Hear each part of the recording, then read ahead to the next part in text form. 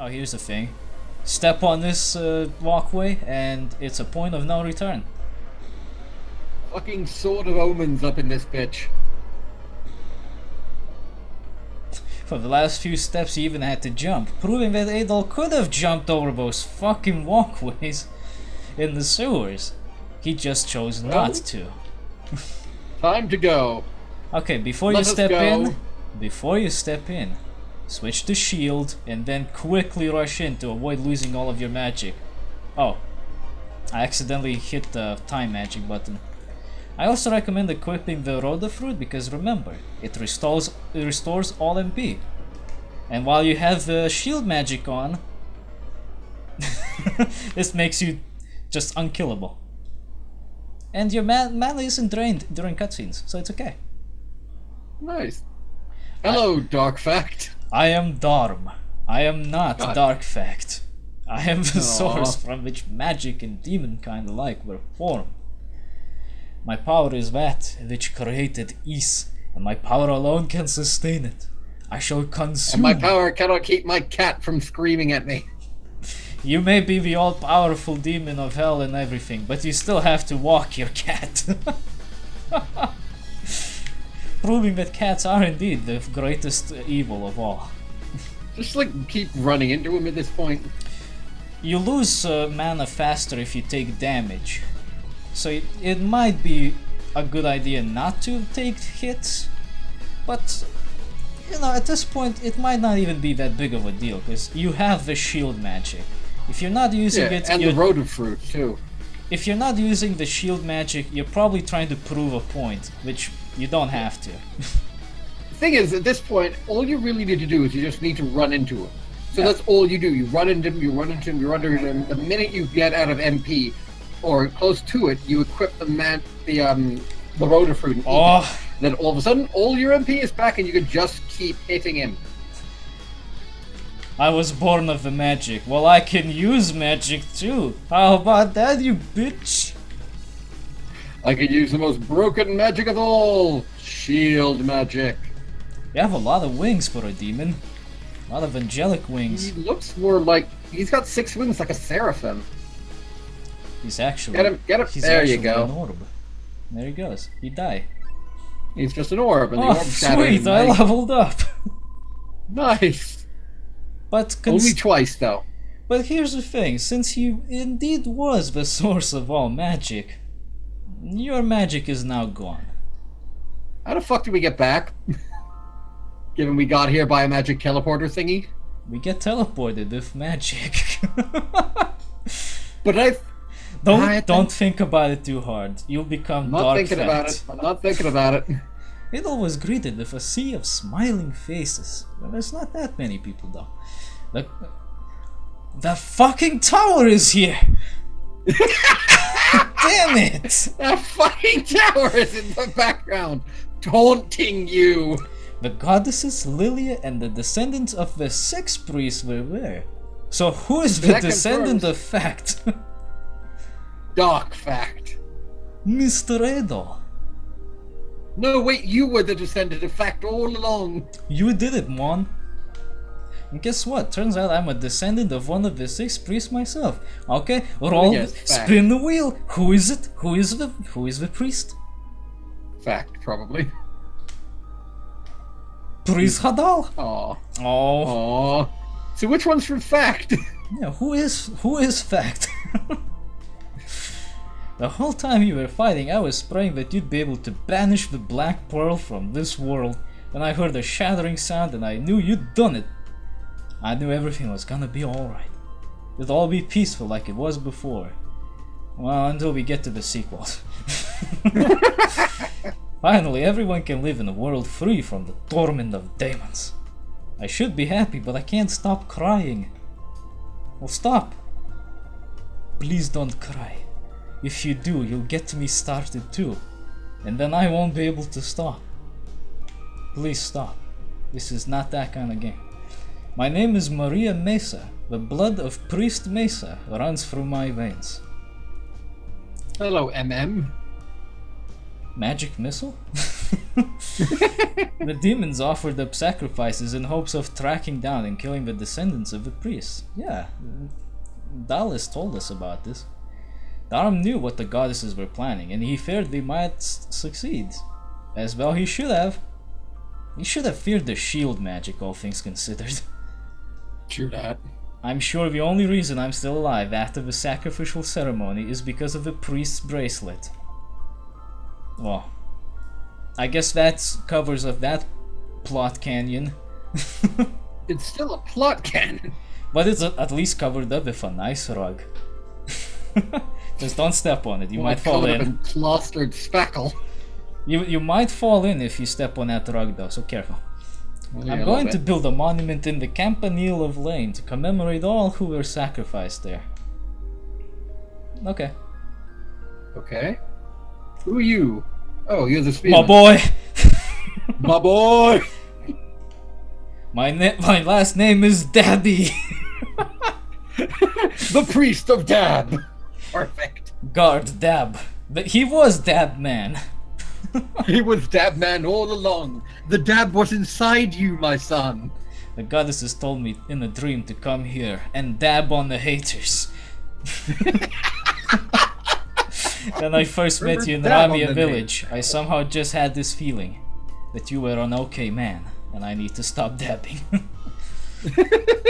I knew you'd be the one to guide us.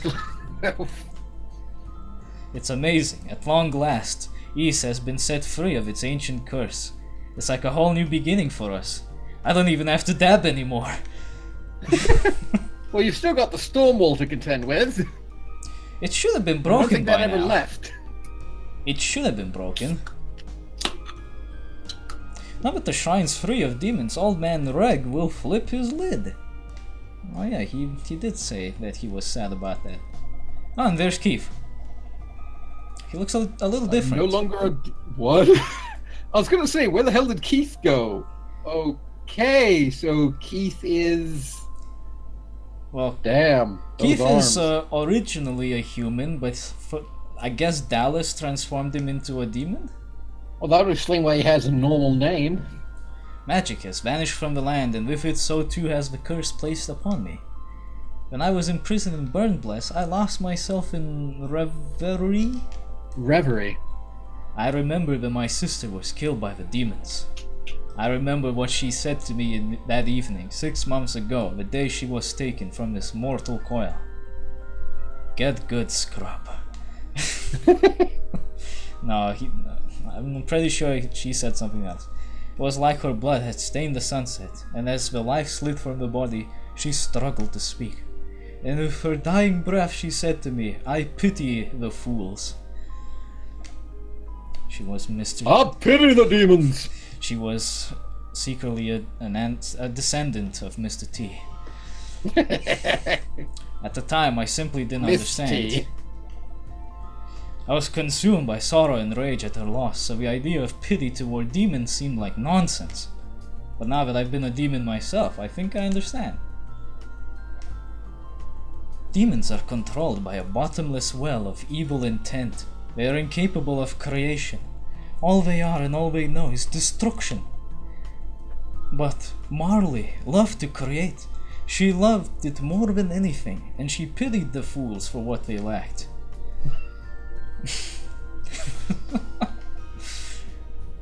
This is a time for celebration. We have overcome the greatest disaster we've ever faced. Dabbing. So Keith was a demon, but... Well, he was human, okay. but he got a curse to be a demon, and now he's normal again.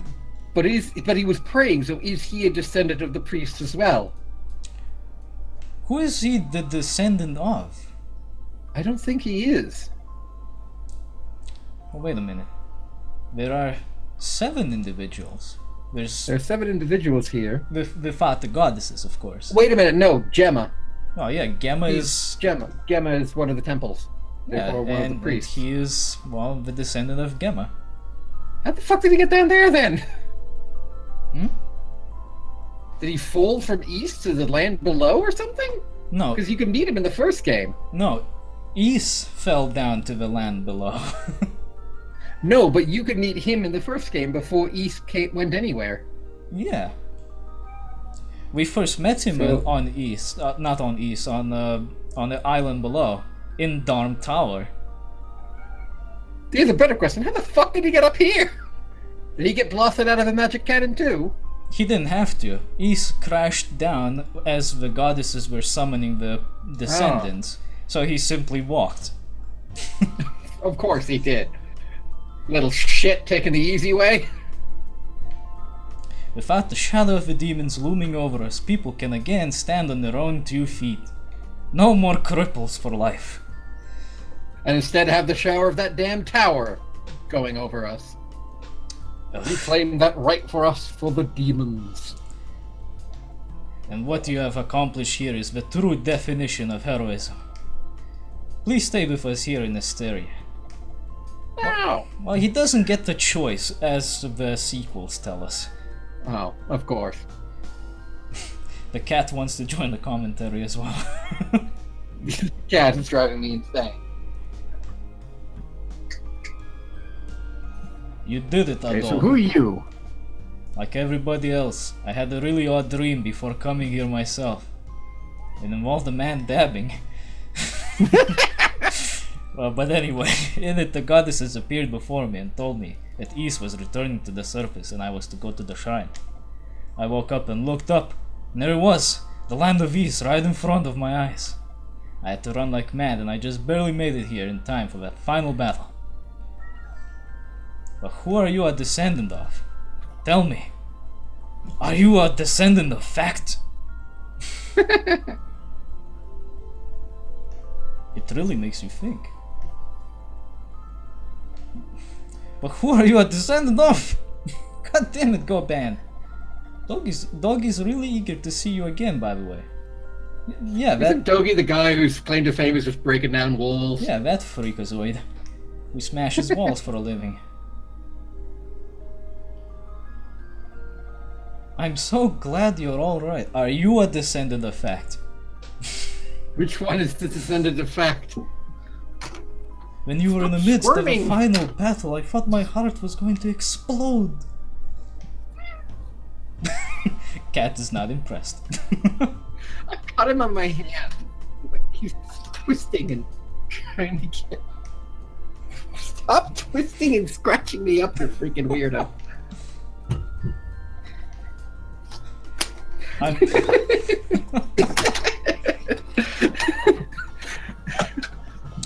Oh shit, we don't find out who is the descendant of fact. We only learned of I'm going to find it out right now. Descendant of fact in East. We know of 4. It just comes up with dark fact. We know of the 4 descendants out of 6. He is one of the... He is the descendant of the House of Fact. Who? Dark fact is. Oh, Dark Fact is the descendant. Well, God damn it, but that makes too much sense. That makes too much sense. Yep, I like that his occupation is listed as the fallen descendant of the priest of East. Former descendant, because when you go fact, you never go back. There will be no need of goddesses or priests. I guess that means I'm fired. Shit. One by one. He is the descendant of Hugo Fact from East Russia, one of the Fact brothers. Hugo Fact. I hope that Hugo Fact is not a descendant of Hugo the Troll for those stupid phone games. Yes, he is. We all know he is. No. No, it cannot be. Well, anyway. So anyway, the goddesses have now been fired from their job of being magical goddesses. And now Fina will retire with Adol the Red and have many little kids. Well, shit. I guess I shouldn't have measured her up. We're going to head back. Okay. But who is the descendant of fact?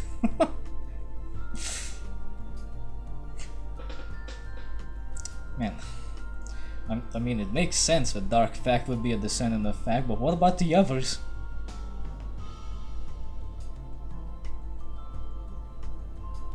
There goes the goddess. And now there's only that one.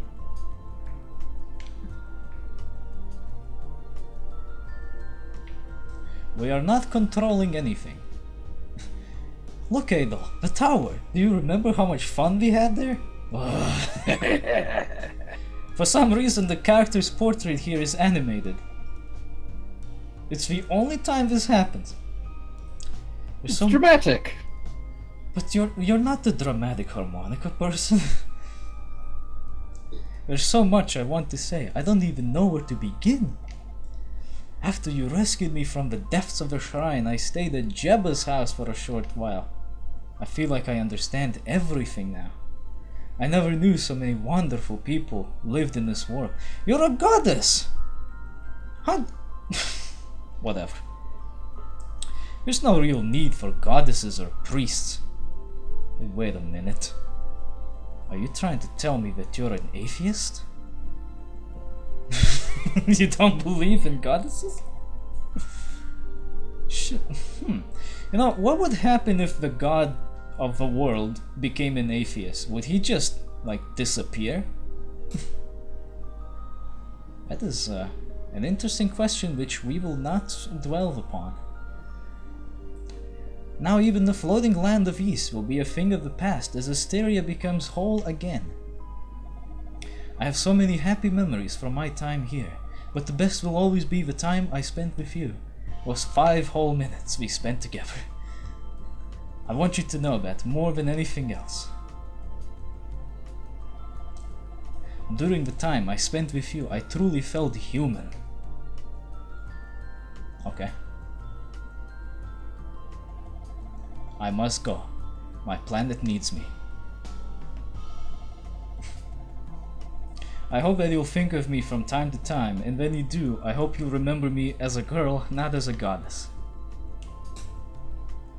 Can I not remember you as both? Well, sure. Fare thee well. So we meet up on Friday at Five Guys, right?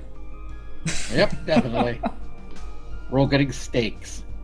Five Guys, burgers and fries.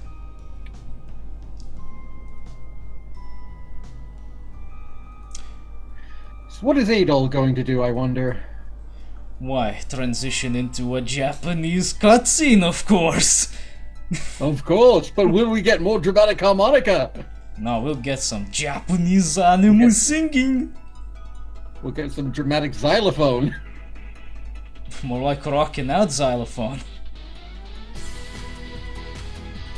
I hope you're ready for that singing. How bad is it? Here it goes. Here it is, it's singing. Why do we have... Yeah, that's not bad. It's not too bad though, but why do they have cutscenes of like in-game stuff when they could just draw this and animate? Because this would have taken too much memory. They tell old man Rex that the shrine is okay.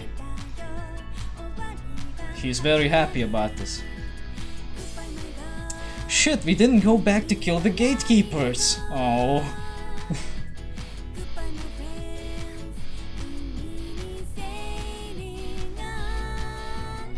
Okay. I wonder if there's a way to skip this. There isn't. Shit.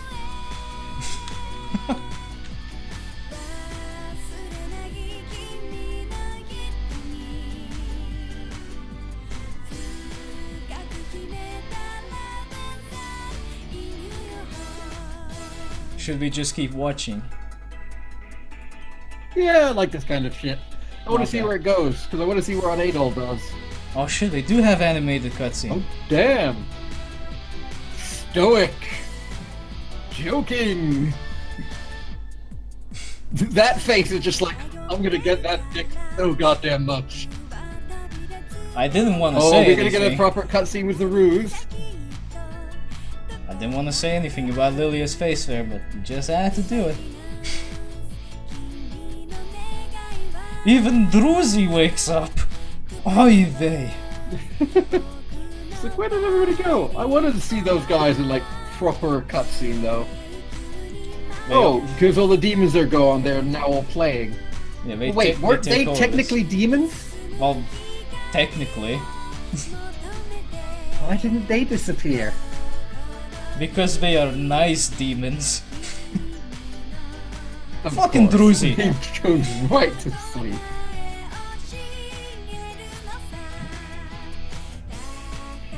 Darm Tower version 0.2. It wasn't really that bad. Is that the fucking tower behind us? Yes, it is. Why? Stop. He has that That dead tower is going to be in every single game just to fuck with you. His dead face was saying it for me. I wish that tower would stop staring at me.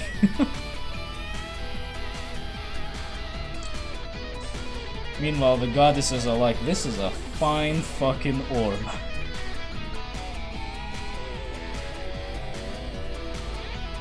Oh shit, who turned out the light?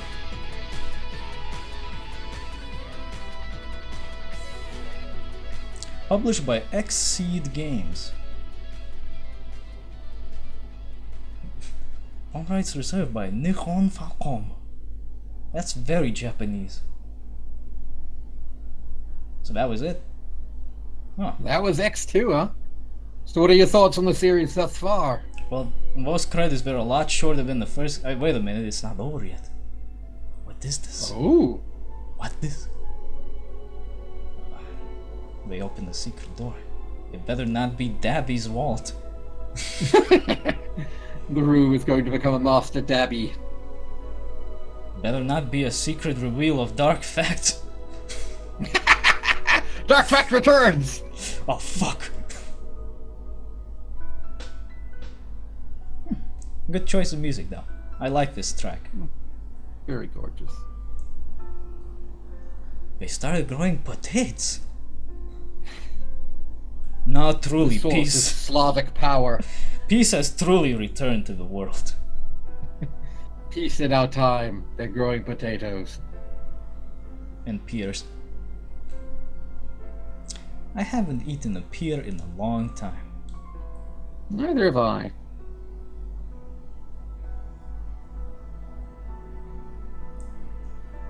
The goddesses may now rest in peace, as there is no more need for dabbing. There is always need for dabbing. Well, not for the moment. No haters left. All the haters have been dabbed upon and they left. Rest in pizzas. Finn, I'm not Finn, I'm fat.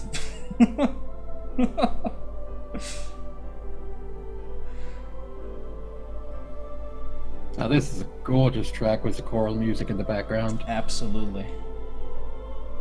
I'm a sucker for choral music, like this kind of stuff, the really cool stuff. Always have been. Wait. Wait, what? What Why did I suddenly change resolutions? What are you doing?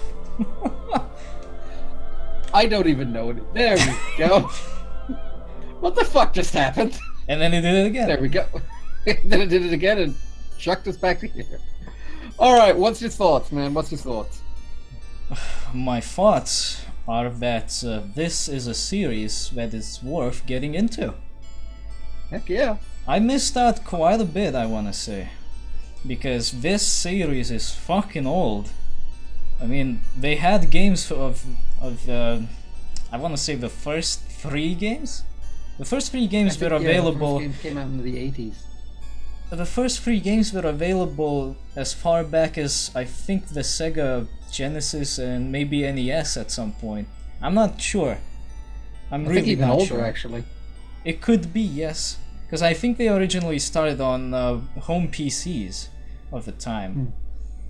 But now, you don't have to go all the way back that far to experience the game. You can just play the Steam version, the Chronicles Plus, and I would say it's much more worth it because it is a very well made blend of the old and the new.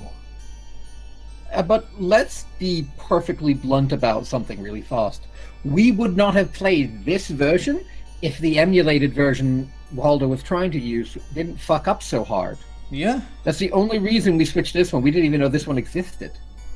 And we switched to it, and we had much more fun. The music was far stronger. Every cutscene was far better than the old version that we were trying to use. And you know what? Maybe this fuck up was a good thing.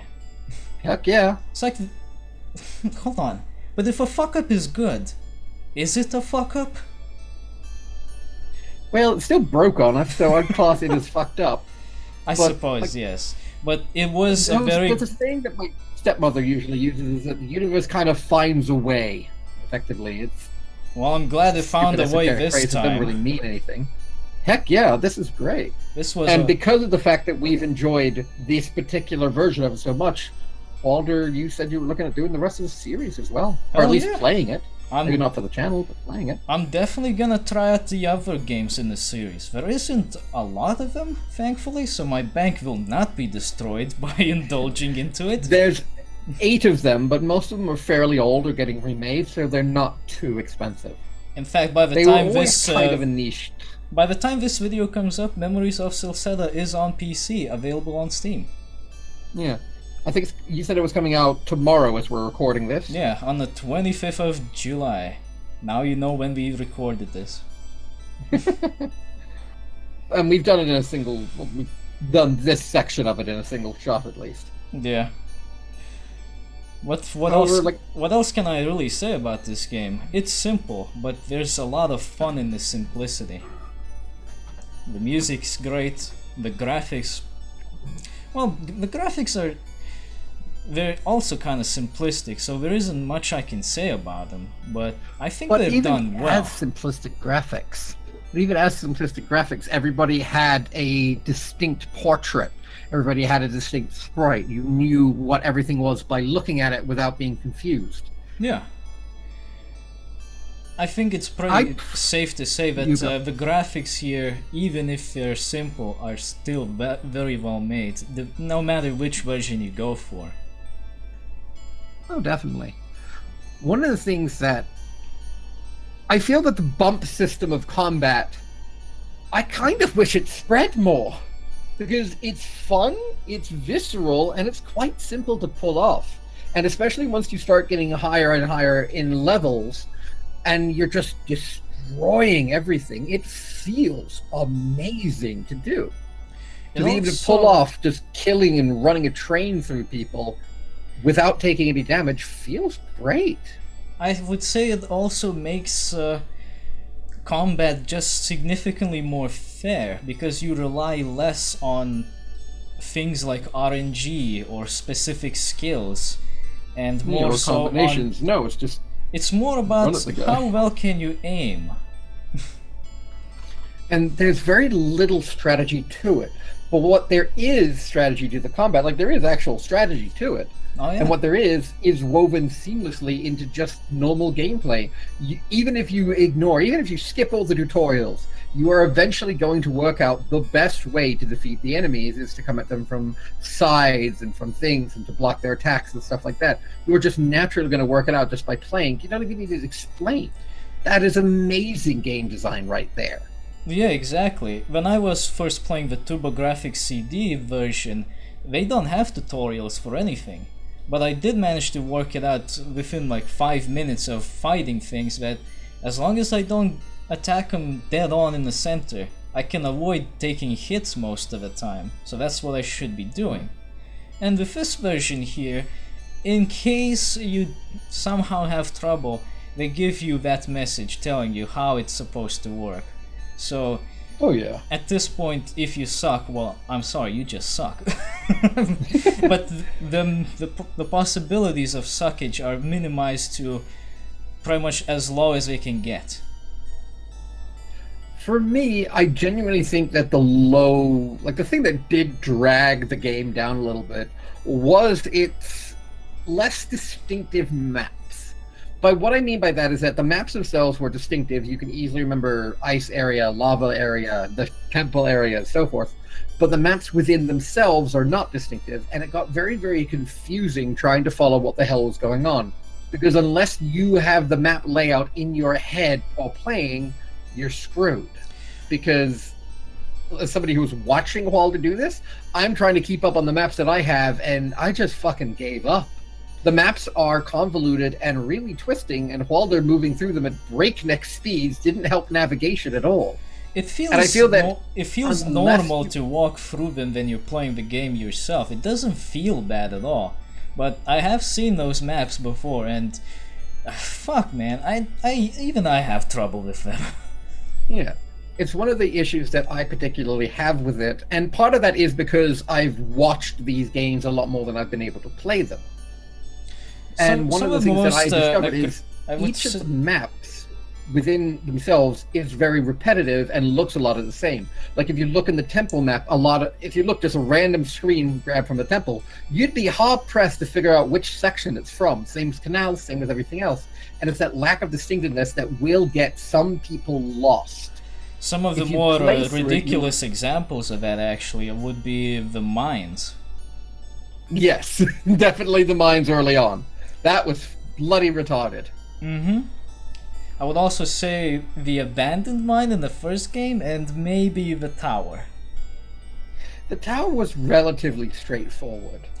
Yeah, if we but want it to talk does about have something that'd get you confused, that shrine area is a very good example of that. Because the tower also had some confusion, like when you had to backtrack down. Oh yeah, that was fucking bullshit, that right there. Then we backtracked down, then we didn't do it correctly and had to backtrack down again. Yeah. Well, I don't think that detracts too much from the game. It is annoying, but it's not that annoying that I'm going to say, "Oh, this game sucks." No, oh God, no. I forget about it as soon as I'm done with it, and that's good. On a scale of 1 to 10, the frustration that you're going to feel navigating each section just on your own, maybe only knock 1 or 2 points off. It's still, for me, it's still a solid 6 game. And keep in mind, I'm using 6 as 5 being the average here. It's an above average game, and for what it was, and for the price point you're going to have fun with it over the course of anywhere between 4 and about 10 hours, depending on how fast you can speedrun this. I would genuinely pick it up. I'd give this like a 8 or 9 actually. I give a 9 to East 2 because I liked it more than the first game. Yeah, the first game was. There's a few sections in the first game that aren't very well explained, and because of that, that one probably gets a 6 for me. It's above average and it's a good run, and honestly, a lot of it is held up by the bump system and the music just being as good as they were. Oh, the music is fucking awesome. The music is excellent. We'll get to that in a second. For East 2, I feel that the story was a little bit cliche, and don't get me wrong, I don't mind a bit of a cliche story. Hell, I write a cliched story. However, I felt that not enough time was spent on the story to keep the player invested. Because for a lot of the time, if you're not invested in the story, it's basically just a long list of go here, kill thing, collect item-a-thon. And that may not be enough to keep you if you're not invested, or at least not paying attention to the story. Yeah, and in a lot of older games, a lot of people don't. The story isn't very impressive, but I think for the first 2 games, it might be enough to get you interested to learn more. That's when you would start looking up some material to see where does it go next, and maybe even pick up the other games as well, which probably will expand on the story. It's hard to say at this point, but I will be trying out Ys Origin live on the stream tomorrow. This is one of those few instances where I would genuinely say, even though the series is pretty old, start with the first game. Definitely. Because the first game introduces you to the world, introduces you to the concepts, and it's going to be a lot of the more subtle nuance is going to be lost on someone who hasn't played the first 2 games. Which does... I feel that all games in a series should be accessible to new players. I've always felt that. But that being said, this is definitely a case where I'm saying, because of its availability, primarily, because it's just on Steam for only a few dollars. Like, I think we picked it up for about $5 on a Steam sale. I think I picked it up for even less because it was a Steam sale, like a couple of pounds, I think. Yeah, well, give me a second. East 1 and 2. I'll be able look to specifically up.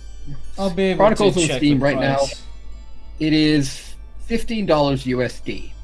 For $15 USD, you get around about 15 hours of gameplay, and there's a lot of replayability to be had with these games.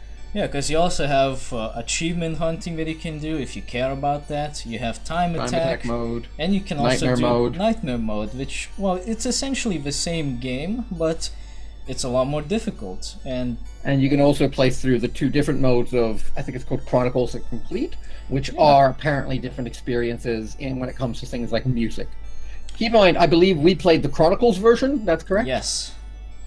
The Chronicles version, we can't critique the music of the other 2 versions, but the version that we played, the Chronicles one, the music is fucking superb in both games. Oh, it yeah. genuinely sucks you in, and in some areas, I honestly say the music carried the game more than the gameplay did. Yeah, definitely. Especially that overworld theme from the first game. Oh, The proper J-rock. Every time that came on, I was air guitaring my ass off. But I do have to say, when it comes to music, it's really hard to decide which of the game's versions are better. This is entirely subjective at this point, so just go with whatever sounds the best to you. But to me, I kind of want to have a mix of both. Like, all of the stuff from the Chronicles Plus version here, I love it, but the music, I like some of that TurboGrafx CD music as well, because I feel some of the tracks there, they're just better. Not that I'm saying that these are bad, these are also great tracks, it's just that I liked the CD version better. For me, this is the kind of music you'd select all the the rock ones out of, and you'd stick them in a playlist as you go running or go to a gym or something like that, and you'd just rock out doing that. Already But out of East 1 or 2, East 1 or 2, which do you think had the better music? That's hard to say. I love the tracks in the first game, but there are some really good tracks in the second game too. For me, I genuinely think the first game. The second game had more music and more music variety, but the first game had a lot more tracks that kind of stuck with me and stuck out to me than the second game did.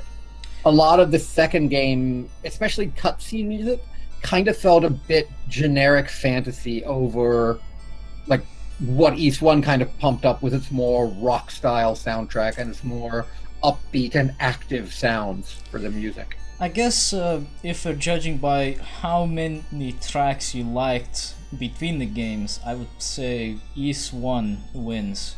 Because of East 1's tracks, I liked pretty much all of them, with some minor exceptions. In East 2, I liked a few less. And a couple of them were fairly forgettable. I think it's pretty safe to say nobody liked the tune that played in the Devil's Corridor in East 1. And that's the minor exception I have in mind, but... And I think a lot of people kind of got sick of the music in the temple of the Solomon Temple in East 2 just because you're running around that place for 3 fucking hours. Oh, yeah. At that point, the music's just grating on your nerves. Well, I'm glad that they took the kind of track that they did, because at the very least it's easy on the ears. Oh, definitely.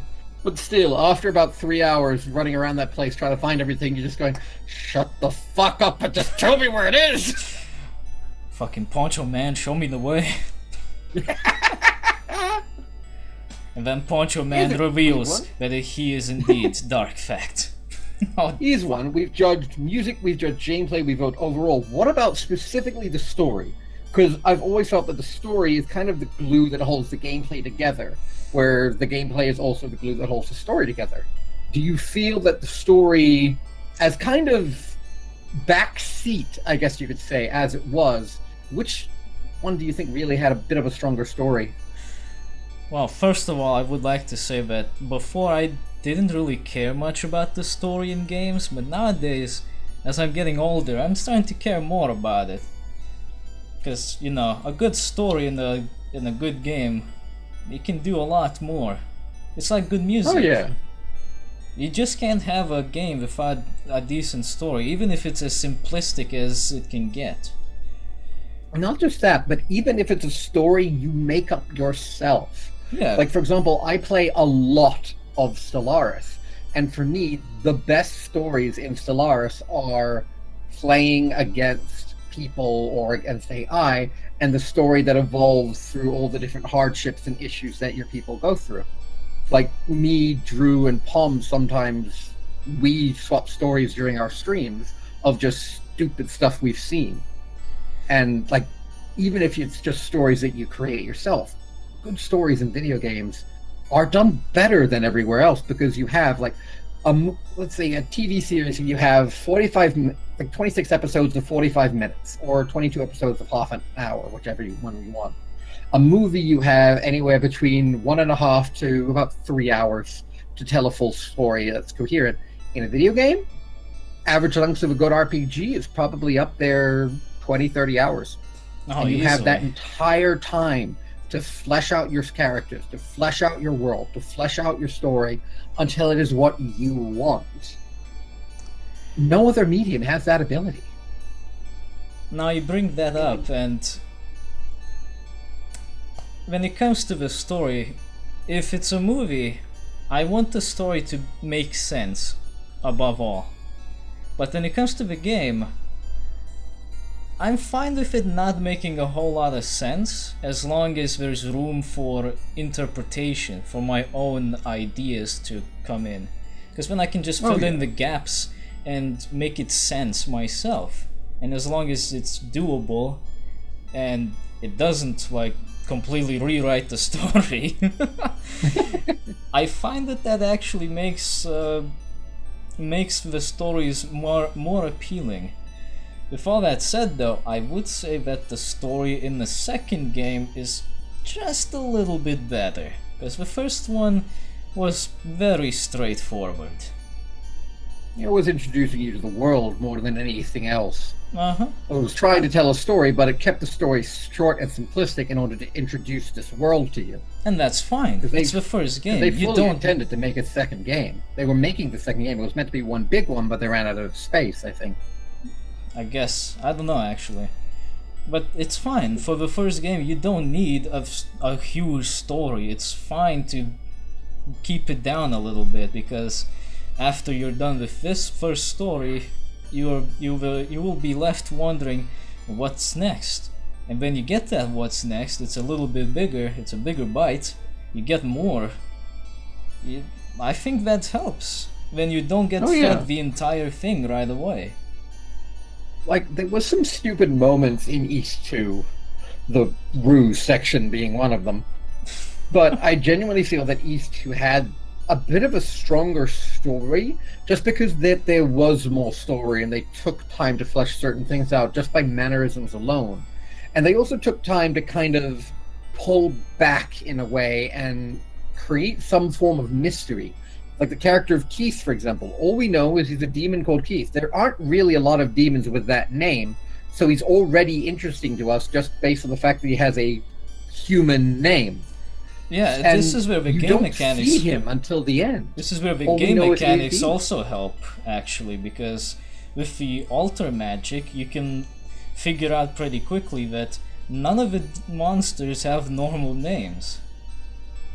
Oh yeah, and you're inclined to do that once you get the rue and you realize the monsters aren't attacking you. You're inclined to go up to them and see what happens. Are you going to attack them and they freak out? Are they just passive? Are they neutral? What's going on?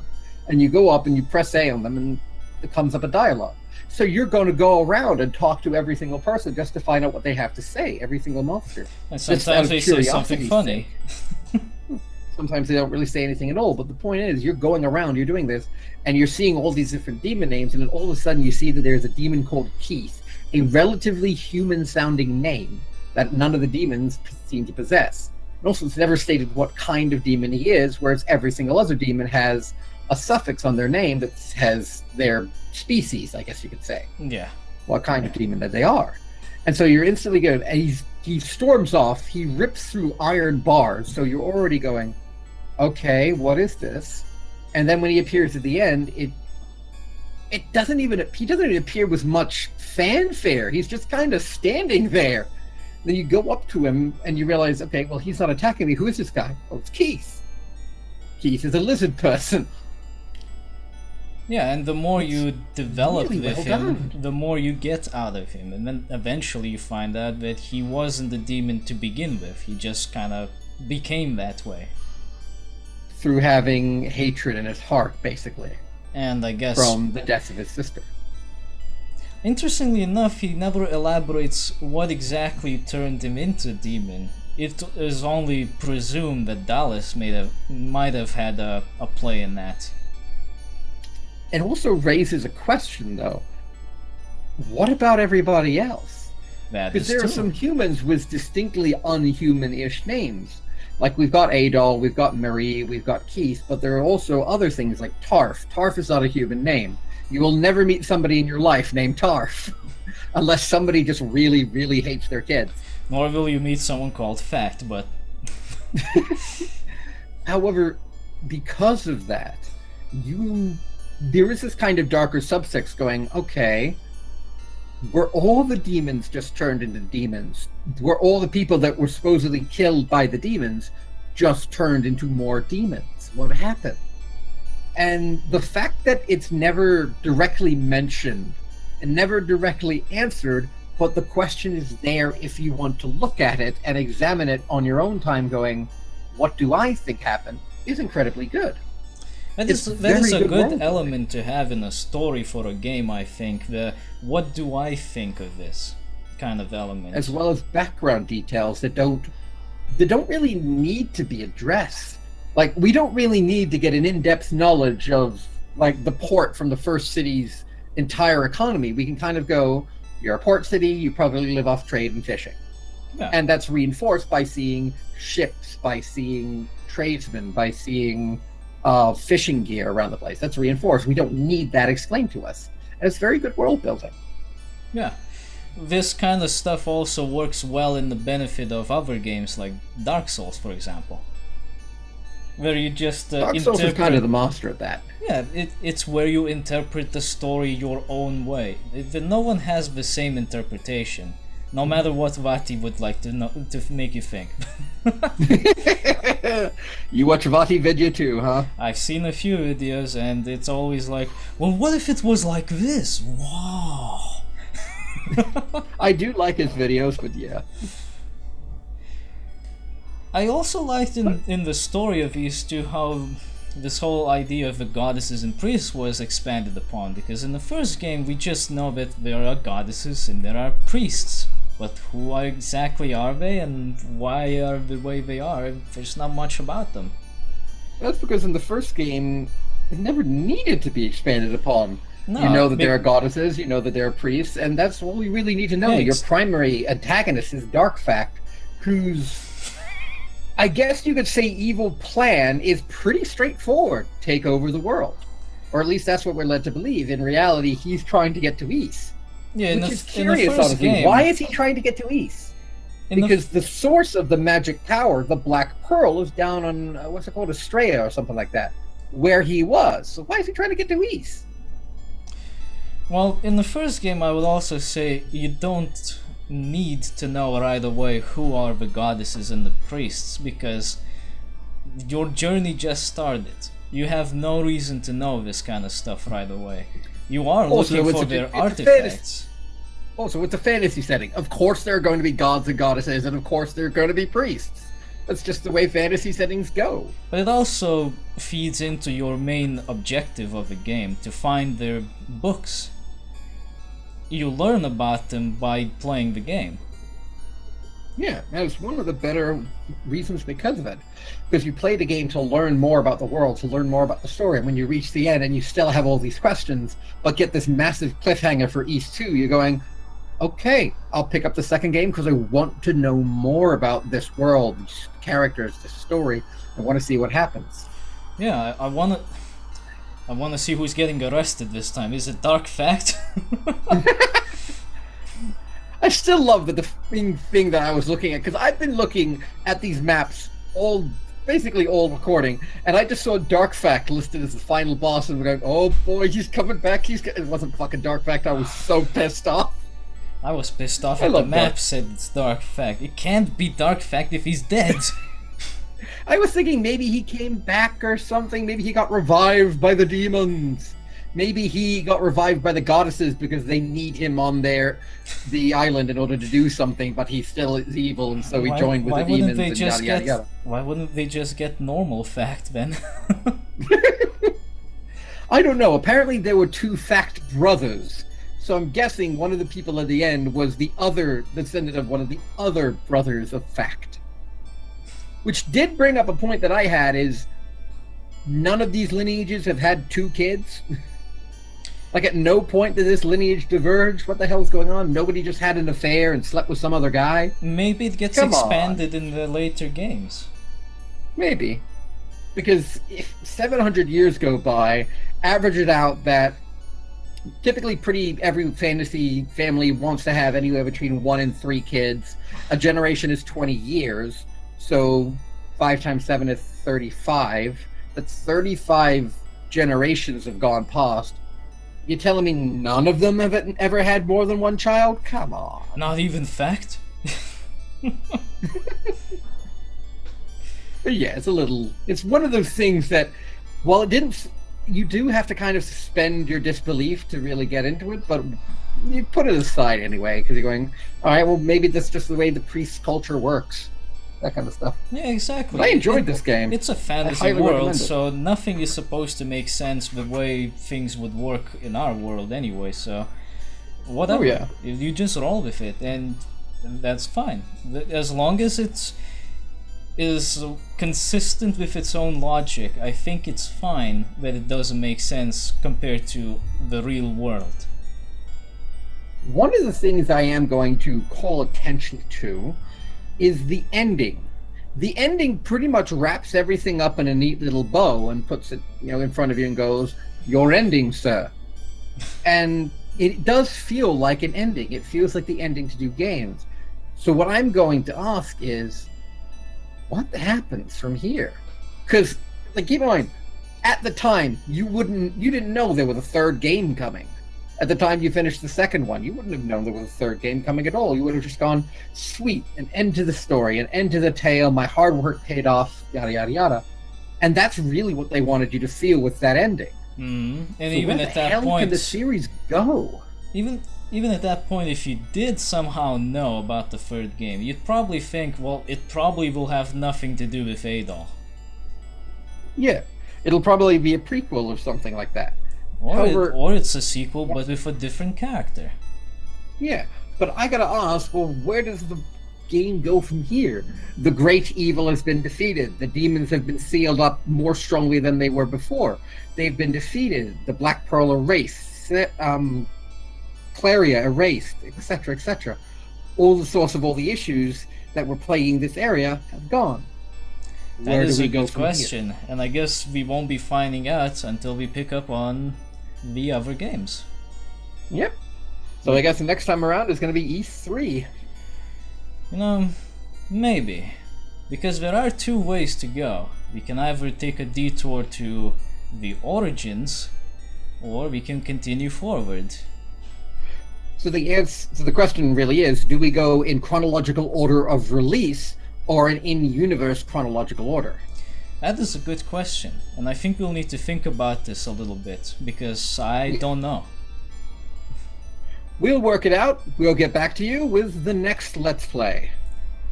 So yeah, whatever it may be. Overall, if you just skipped everything because you were too lazy to listen...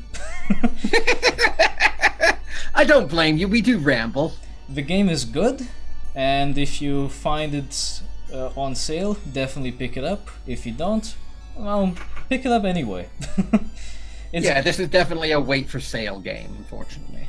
But it's just too good not to recommend you get. I think it's worth the money it's asking for on Steam, but if you can get a deal, I would go for the deal. But still, you'd only really spend if you're only going to play through both games once, you're going to spend 12 to 15 hours for it. So a $15 asking price for that, I do kind of see why some people would balk at that. Yeah, I definitely see that too. But at the same point, I say there's enough replayability and there's enough variety in the game to go, yeah, totally do it. Totally get into it. This is definitely a series that I'm going to be looking forward to playing with you, because it's entertaining. Yeah, so that was Ys 1 and 2, and it was fun. And I got nothing else to say. Because we've already said it all. I mean, what else can you say? It's a good game, and that's all you need to know. It's good. Here's what you could say. Even if you don't really care for the games, buy it on sale purely for the music. Oh yeah, the music. Purely for the soundtrack, and rock out, man. At least in the case of Ys 1 and 2 Chronicles Plus, the games, when you buy them and install them, you also get the music files in the game directory as OGG files. If you don't have something like Winamp or all the codecs so you can just play it right away, just drop it in Audacity and convert it to the format you like. It's very easy to deal with. Hard. And it's good, because damn, I listened to these songs quite a few times, especially the overall theme from the first game. Rock out to that. Yep. But yeah, next time we meet in this particular series, well, it's gonna be I guess a mystery for now, because there's no way to really know which one we're gonna pick up on first. There is Ys 3 to pick up on, and then there's Ys Origin. Whichever way we go first, it remains to be decided. So follow Walder on Twitter, where he'll probably announce which one we're going to be doing once we've decided upon it. I'm probably gonna do a live stream of Ys Origin, because I'm dying to try it out. I bought it not too long ago and I still haven't even turned it on. I want to see what it's all about. I want to see what it's all about, so I hope I can catch that live stream. It'll probably happen tomorrow. I might not be able to catch that live stream. Shit. I'll try my best. Well, we'll see. We'll see how it works out. Until then, thank you for watching. I'm Paul Richards from DaGameTrain, and this was... And I'm Tash the Cat. Exactly. And with an actual cat this time. With a cat who just decided to go off and sleep a bit in the weirdest, twisted up way I've ever seen him sleep in. Well, it's a cat. It does cat things. So yeah, next time we meet, it's gonna be more Ys. And I hope that it's gonna keep on getting better and better. Because I do remember the Genesis version of Ys 3 being a total piece of shit. Maybe not buy that version. No, that one just fucking sucked. I didn't like it. But yeah, we'll see how it works out. Until then, see you all later. Have a good day, guys.